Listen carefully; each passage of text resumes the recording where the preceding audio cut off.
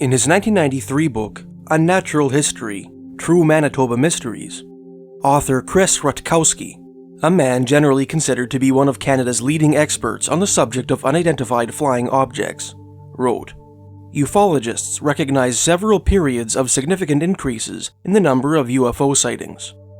These are called flap years: 1896 to 1897, 1947, 1952 to 1954, 1957, 1966 to 1967, and 1973 to 1975.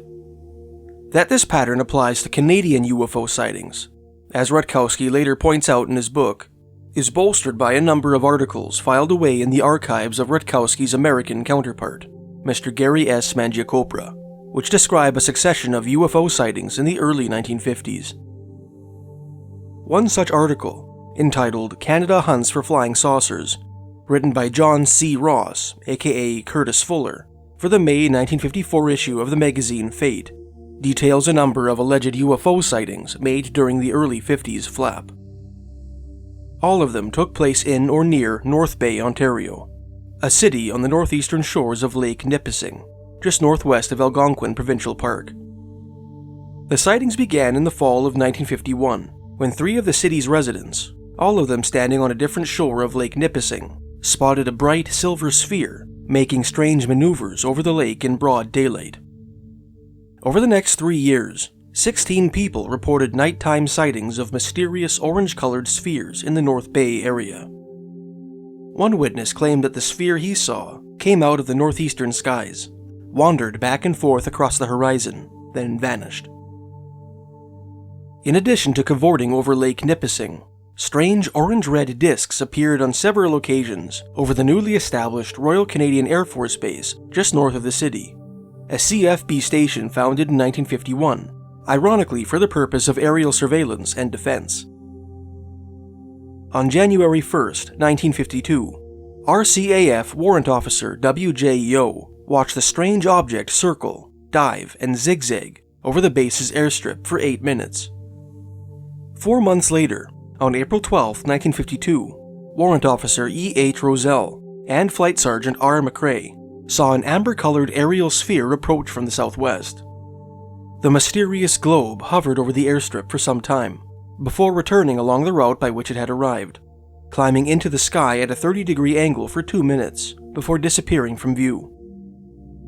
Incidentally, at the height of the UFO Flap of 1957, CFB North Bay was transformed into a major NORAD base, the North American Air Defense Command being a Cold War alliance between the US and Canadian Air Forces, formed for the purpose of protecting and surveying North American airspace.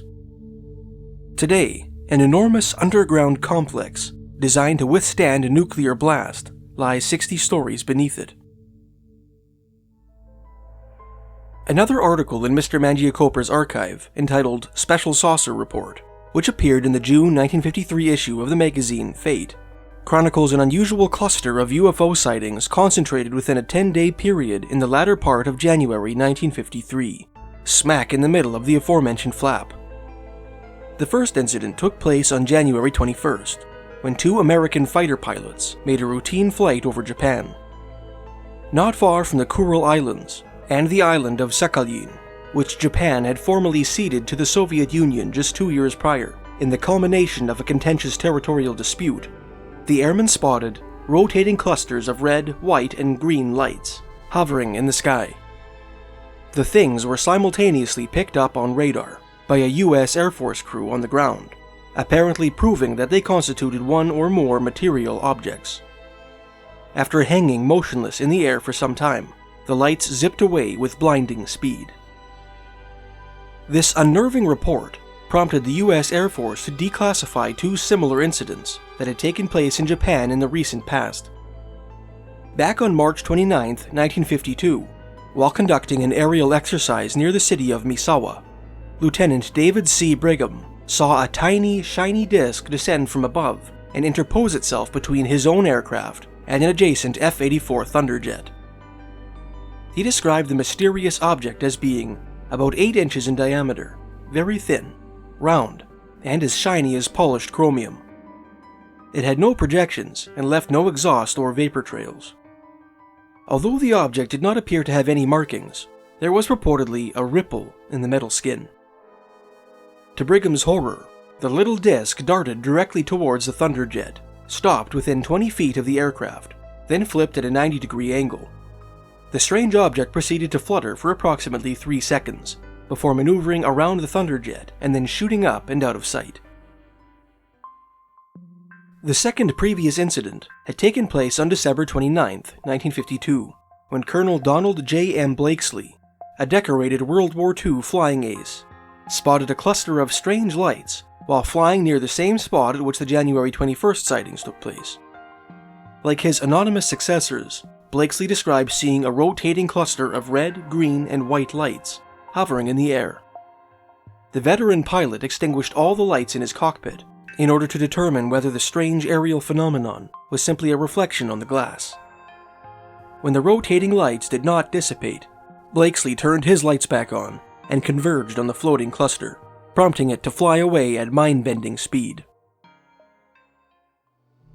While discs were appearing in Japan, the article continues, they also were appearing in the United States.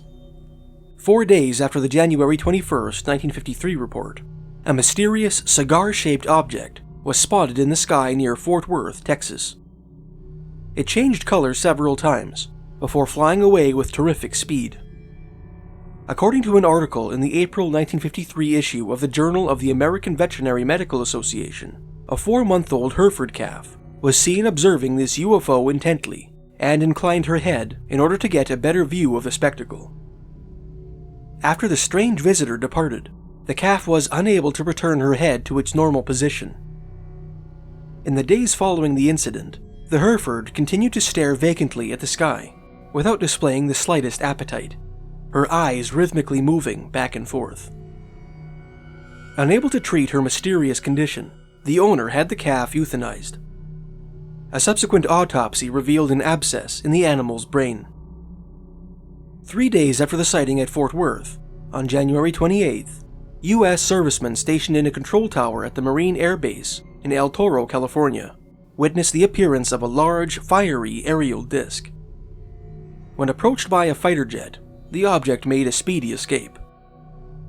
That same day, Navy Air Instructors Lieutenant Commander Norikis and Captain E.H. Haynes spotted a blinding white light while flying 8,000 feet over the naval outlying landfield Barron in Foley, Alabama.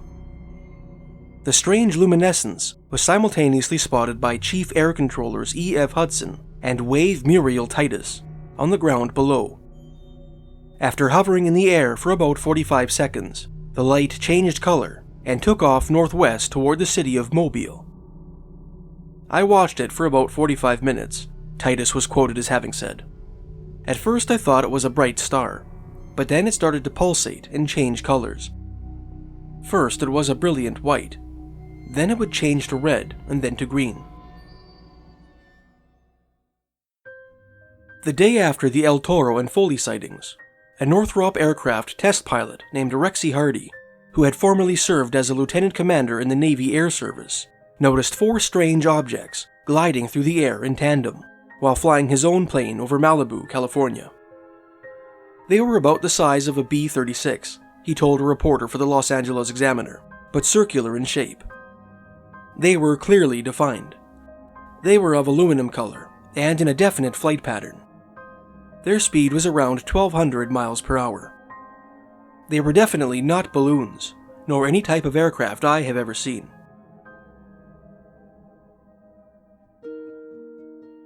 Around that same time, other strange lights were seen over Petoskey, Grand Rapids, and Sandusky, Michigan. Some witnesses, including farmers Irvin Geek, Michael Lawler, Carl Kohler, and Seville Hamelt, described seeing a light which seemed to revolve counterclockwise, which hovered in the sky for some time, descended slowly, then disappeared. American servicemen were not the only witnesses to report mysterious flying objects in late January 1953. Across Lake Huron from the Michigan sightings, about an hour and a half's drive west of North Bay, in the city of Sudbury, Ontario, Mr. and Mrs. Russell Howard and 2 of their neighbors claimed to have watched 2 silvery torpedo-shaped objects move slowly across the sky, passing directly over a mining district called Copper Cliff as it made its way toward the Great Lake. The witnesses watched the object for half an hour before it disappeared from view. And so, the article concludes, ends another in the endless series of strange and unidentified, unknown but unknowable aerial phenomena.